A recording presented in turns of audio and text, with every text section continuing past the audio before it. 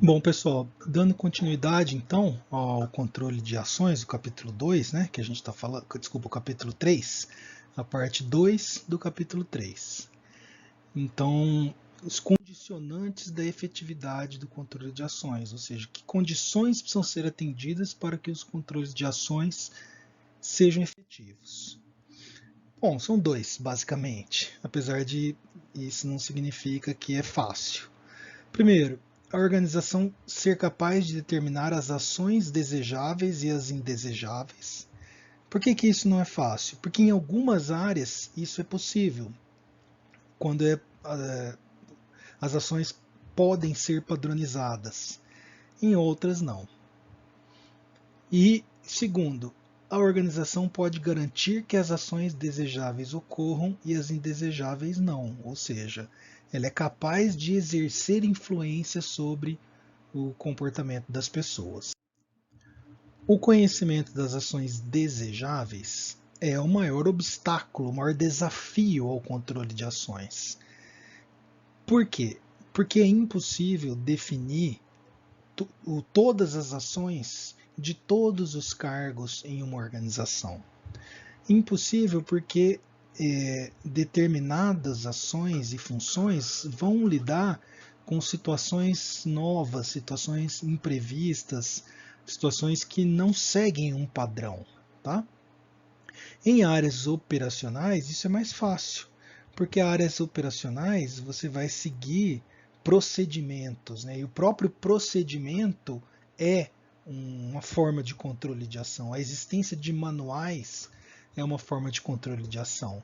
Isso é possível porque a fabricação de determinados produtos ou a prestação de serviços em algumas circunstâncias, ela pode ser padronizada.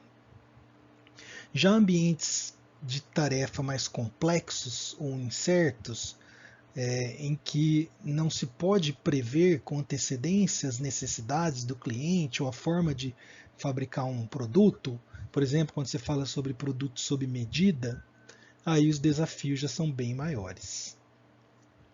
Né? Então, a área de vendas, por exemplo, a área de pesquisa e desenvolvimento, desenvolvimento de produto, a própria área de gestão, porque você lida com situações complexas, situações que é impossível prever a todas as contingências ou todas as características e os desafios que terão que ser enfrentados. Em alguns casos, desenvolvem-se modelos que ajudam a tomar decisões. Por exemplo, em análise de crédito, quando uma empresa ou uma pessoa física faz um pedido de concessão de crédito, existem modelos que os bancos e as instituições financeiras usam para prever o risco de inadimplência. Tá? Bom, a segunda condição para a efetividade do controle de ações é a empresa ter capacidade de garantir que as ações serão realizadas. Então, por exemplo, a restrição de comportamento e a revisão pré-ação, elas dependem da confiabilidade dos dispositivos físicos, aqueles que vão impedir as pessoas de adentrar em determinada área ou de acessar uma área do sistema que ela não deveria, e os procedimentos administrativos, ou seja, a forma como as pessoas submetem os relatórios e os planos de ação e a forma como eles são avaliados e aprovados tem que ser feito de uma maneira que torne efetivo o controle. Então isso envolve, por exemplo, a diligência do gestor.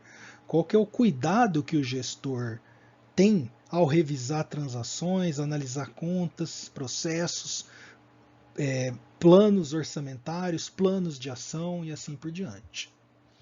Então, qual é a propensão do gestor? E aí, no caso, por exemplo, de gestores que desenvolvem a capacidade de contornar, né, fazer um bypass nos controles internos. Então, se isso for possível, reduz a efetividade do controle de ação. Uma outra necessidade para você garantir que as ações desejadas sejam realizadas é que seja feito um rastreamento dessas ações.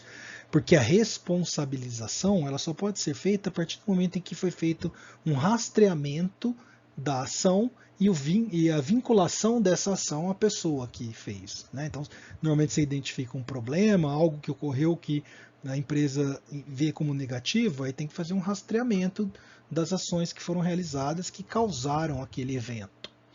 E aí são importantes esses 4 elementos aqui: a precisão, objetividade, tempestividade e a compreensibilidade. É o que a gente vai abordar a seguir. Então a precisão ela envolve a gente ser capaz de responder as seguintes perguntas. O supervisor, quando ele analisa as ações passadas, ele consegue distinguir as ações boas daquelas que são negativas para a organização? Ele tem essa competência? A gente espera que sim, porque ele está num cargo de supervisão. Mas conforme ele se distancia da ação, ou seja, ele fica muito mais vinculado na gestão e o subordinado ele fica mais no campo da ação,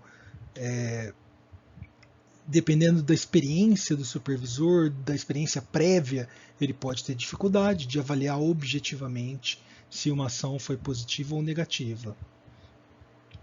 E os registros das ações passadas? Há um sistema que registra as ações das pessoas e, por exemplo, quando elas realizam transações, essas transações ficam registradas de forma confiável?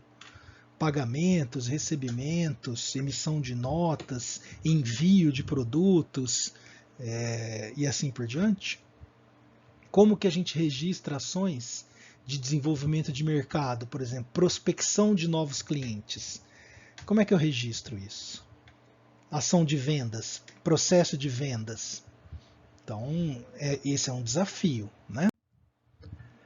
A objetividade ou ausência de viés é um elemento fundamental para o rastreamento das ações. Por quê? Porque quem faz relatórios, por exemplo, se eu faço uma viagem ou se eu faço um relatório do meu desempenho num período anterior, eu vou ser avaliado e eu preparo o meu relatório, né, das minhas ações. Então, obviamente, eu vou tentar preparar um relatório que me deixe com uma imagem favorável. Então não pode ser eu mesmo que avalie o meu relatório. Tem que ter aí uma equipe, auditores internos, o próprio supervisor, na verdade. E às vezes mesmo a tecnologia. Então, porque eu posso alegar que eu agi de determinada forma e você ter filmagens ou registros de tempos e movimentos que dizem diferente do que eu falei. É fundamental que o rastreamento seja feito de forma tempestiva, ou seja, que haja bastante proximidade entre a ação e a análise dessa ação, porque isso viabiliza intervenções preventivas. Quando eu percebo que alguém já está agindo de uma maneira que pode vir a causar problemas, eu posso intervir, e também porque mantém o efeito motivacional do controle. A partir do momento em que você recompensa ou pune as ações negativas rapidamente, logo após elas ocorrerem, isso mantém o efeito motivacional do controle. E por fim, a compreensibilidade. É necessário que as pessoas entendam o que elas precisam fazer para estar de acordo com os procedimentos ou com as regras. Isso nem sempre é fácil. Em certas circunstâncias, você agir em conformidade, em completa conformidade com regulamentos e legislações é muito desafiador. A gente pode pegar um exemplo da área tributária no Brasil. Então, para você estar em conformidade tributária, o custo para isso, o esforço é muito elevado nas organizações, porque existe um número de regras e de leis muito significativo e elas mudam constantemente também. Bom, então é muito desafiador implantar controle de ações de maneira efetiva, porque é custoso e porque requer tanto a pré-definição das ações quanto o rastreamento dessas ações quase que em tempo real. Então, por ser muito custoso e às vezes até inviável, né, naquelas circunstâncias em que eu não consigo pré-definir as ações desejadas, as empresas usam sempre um nível, né, mínimo de controle de pessoas e controles culturais, porque essa forma de controle ela se baseia na propensão que as pessoas têm em se comportar de maneira adequada, uma propensão natural, certo? Bom, mas então vamos finalizar aqui esse segundo vídeo com os prós e contras do controle de ações. Bom, é uma forma direta de controle, isso é algo positivo. Produz documentação, quando a gente tem auditoria, quando a gente tem revisão, pré-ação, quando a gente há um registro, um rastreamento dessas ações, você produz documentação que ajuda tanto a formalizar conhecimento, ou seja, melhorar processos, não só processos de controle, mas processos de fabricação, de prestação de serviços, de gestão, e aí produz documentação, inclusive, para processos administrativos, né, de demissão, de promoção e assim por diante. Então isso forma o que a gente chama de memória organizacional. É uma forma de coordenação eficiente, porque ela lida com problemas de falta de orientação, de motivação e limitações pessoais, os 3 problemas de controle. A gente viu no vídeo anterior que algumas formas de controle de ação podem ser usadas de forma a lidar efetivamente com os 3 problemas de controle. E aumenta a previsibilidade das ações, porque a gente comunica para as pessoas o que é esperado delas, a gente monitora, rastreia, recompensa e pune.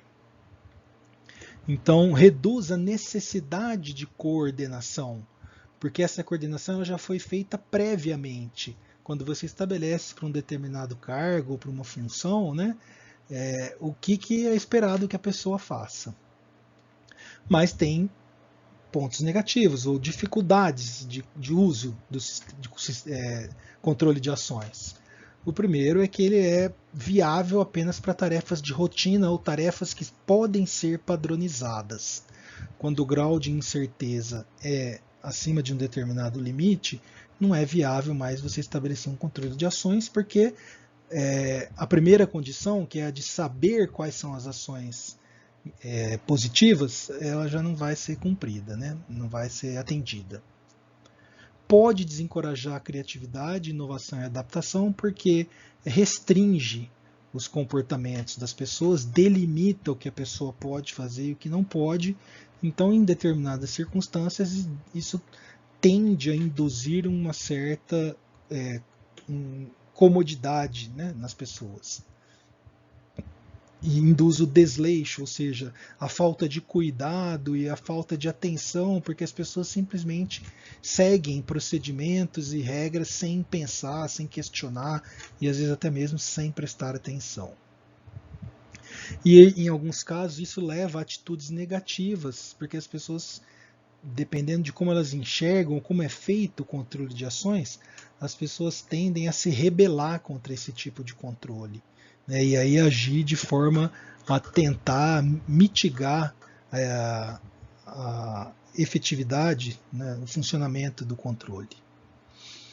Em alguns casos o custo é muito alto, mas a tecnologia hoje em dia ela tem barateado muito os sistemas de monitoramento, né, e de coleta de dados, então essa limitação ela tende a diminuir com o passar do tempo.